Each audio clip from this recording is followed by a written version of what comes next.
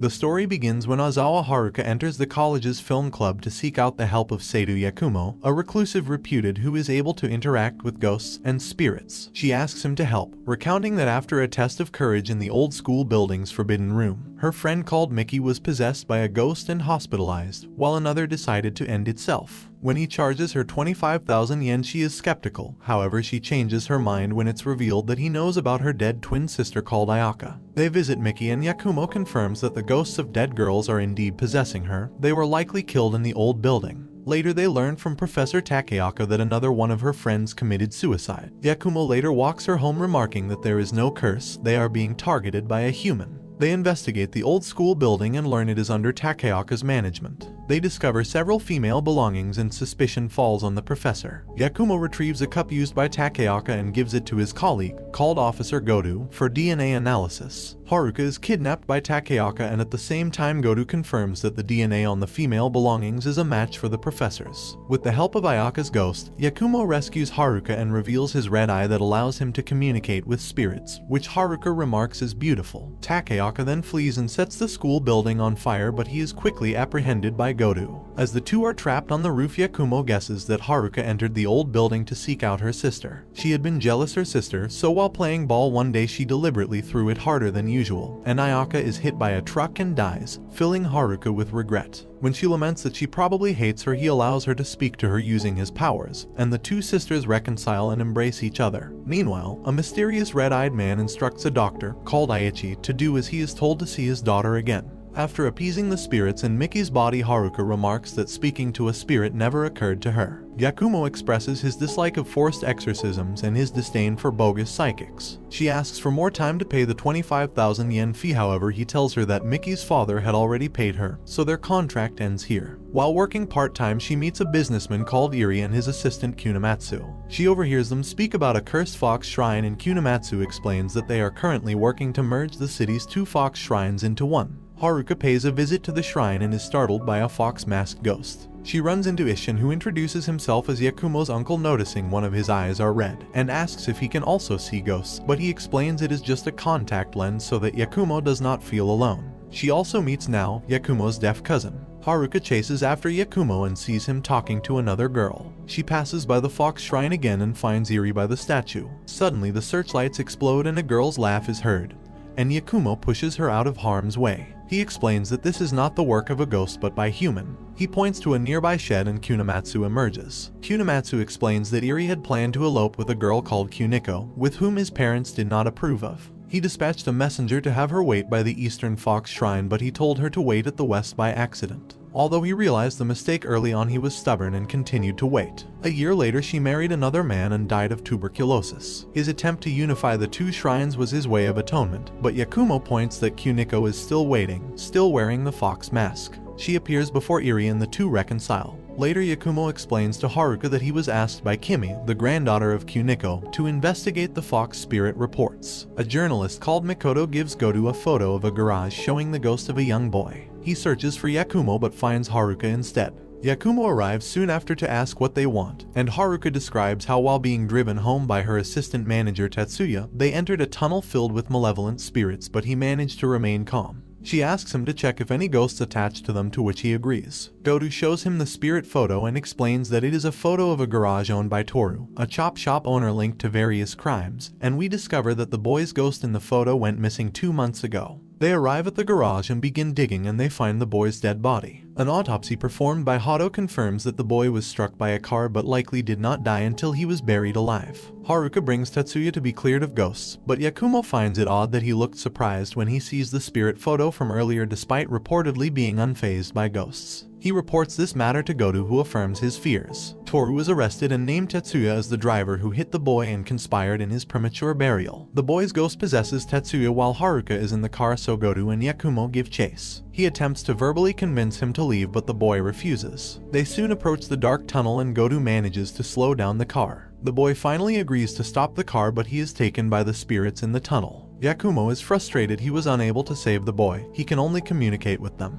Haruka pays her respects outside the tunnel as do Ishin and Nao. He reveals he named Yakumo as such because it means overlapping clouds, and had hoped he would overcome the many challenges caused by his striking red eye, and would one day be clear as the sky. As the serial murder of high school girls continues, Godu is transferred to the Unsolved Crimes Unit alongside his new subordinate called Yuyuteru. He receives a call from the chief of police to save his daughter. Meanwhile, Haruka continues to visit Yakumo much to his annoyance. He later remarks that people react to his red eye in two ways, out of fear or out of a desire to harness its power. Godu and Yuyuteru arrive asking for his assistance, while Haruka sneaks out to investigate the request of her friend Mayuko. Godu explains that 5 days ago Makoto was found unconscious on the street next to Takashi, a doctor-turned-drug dealer. He appeared to have died from a heart attack, suspected to be a result of his drug experiments. Meanwhile, Haruka visits the riverbank and sees a gravestone for a girl named Ayaka. She sees her ghost in the river telling her to please stop it, and she falls into the water. Yakumo finds that Makoto is possessed by the ghost of Takashi. It appears that he has possessed her body out of a strong desire to live, making suicide his cause of death extremely unlikely. They visit Hato for more information on Takashi, but all they can find is a notebook and a few keys, as well as a photo of a girl Ayaka. They meet Dr. Aichi to learn more about Takashi, but he realizes that Yakumo is the son of Azusa whom he attended to when he was born. His mother tried to kill him 10 years ago, with the only memento being the necklace he tore from her neck.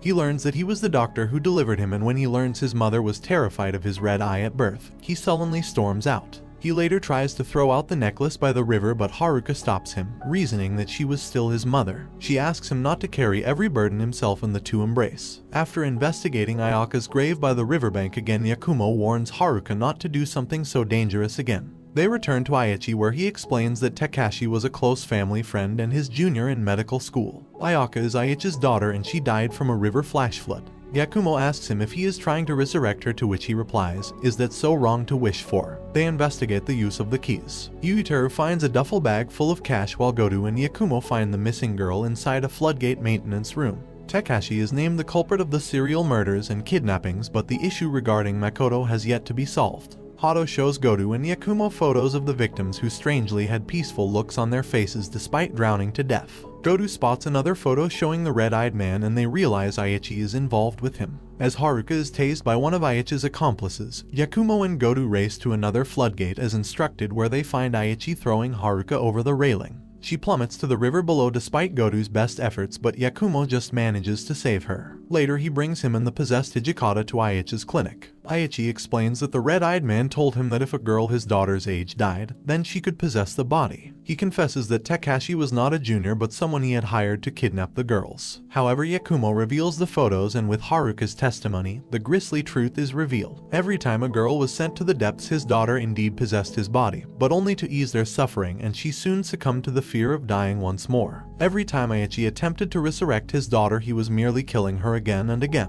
Hence why her one wish was always, "Please stop this." Satisfied, Takashi leaves Hijikata's body, and as they pay their respects at Ayaka's grave, Yakumo sees the red-eyed man, his father, across the river. Haruka's friends tell her to dress up more so she can find herself a boyfriend, and they tease her about Yakumo. While she denies seeing him as a love interest, but she sees her friends pointing a guy in her direction. She brings Yakumo a case, and at the man's behest his apartment is haunted by a ghost. They visit the real estate agency that rented him the apartment at an extremely low price. The agent explains that a previous tenant, called Kimiko, died of a respiratory illness and has haunted the room ever since. The pair question one of her coworkers, who described her as far too serious and refrained from dressing up or wearing makeup. At the man's apartment they find a small envelope hidden behind a mirror. Kimiko's ghost tells them to burn it without looking at it. They return to the temple and prepare a pyre, but Haruka breaks the promise and looks inside the envelope, finding a photo of her dressed up in fancy clothes. She realizes that she never dressed up for anyone but herself.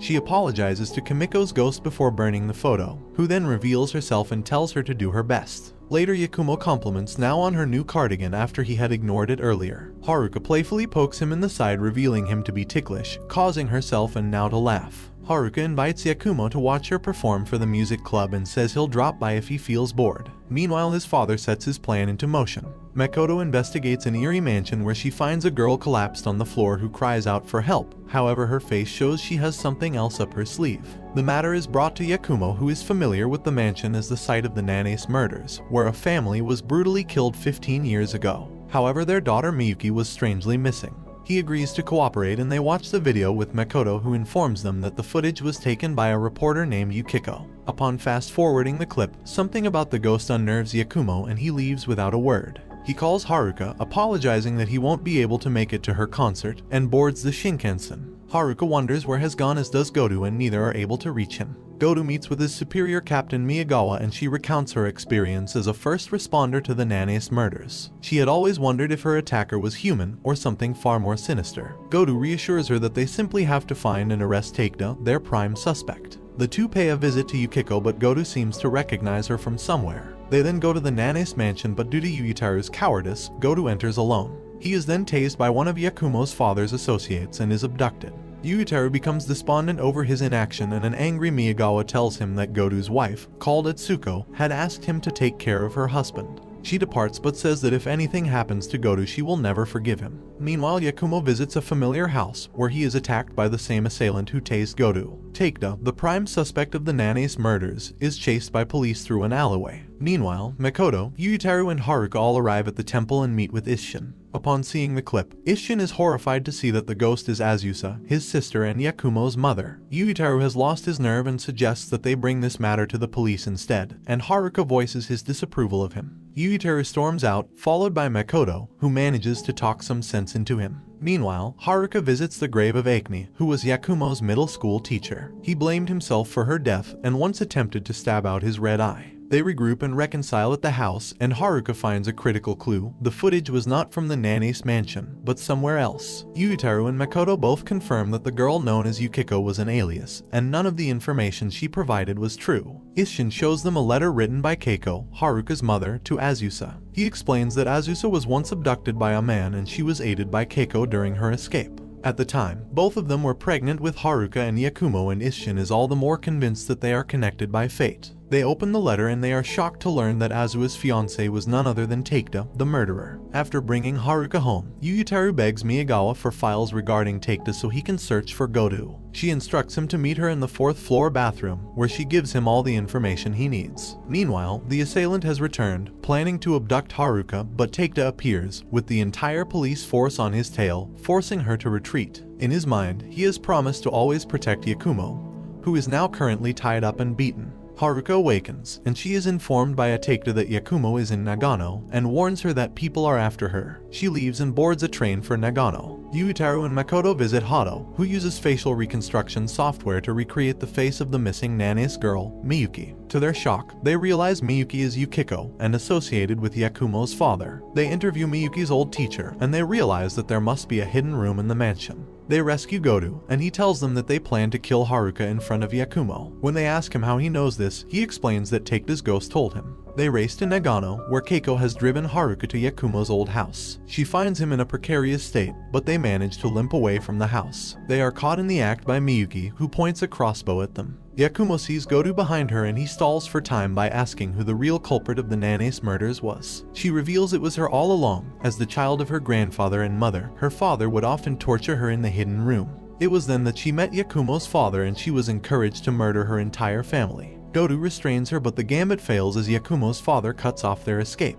Goto is tasered once more, but before Miyuki can shoot Haruka, the ghost of Azusa possesses her. Goto explains what Takeda had told him in the torture room. 15 years ago he had met both her and Yakumo and proposed to her. But when he became the prime suspect for the Nanace murders, and when Yakumo's father said that his son would grow to be an ever bigger murderer, these feelings of fear prompted Azusa to try and kill her own son. Yakumo is glad to know that his mother never truly hated him, and was only manipulated into doing so. He reaffirms that he now has an undeniable bond with his friends, but his father is skeptical. Miyuki regains control of her body, shooting a gas pipe that allows them to escape. As they see the spirits of Azusa and Takeda off, his mother thanks them for everything. She tells Haruka that she gave her courage, and another secret message to Yakumo. Goto has reconciled with Atsuko, while Yakumo lazily attends Haruka's recital. Makoto learns of a ghost terrorizing the local hospital, and meets Isshin, who has come for a checkup regarding a headache. She brings this matter to Yakumo, who agrees to investigate. Makoto remarks that he has become much more approachable, but Haruka doubts this assessment. Yakumo visits Hado, Goto, and Yuyutaru. Hado shows him the photo he took of his father and remarks that he has a deathly aura about him. Later, Yuyutaru suspects Yuyutaru's father could be like Takeda, a ghost. Meanwhile, Isshin is diagnosed with a terrible brain disease and is given 6 months to live. Elsewhere, the police have arrested Miyuki, and Miyagawa hopes to interrogate her before headquarters can sweep her under the rug.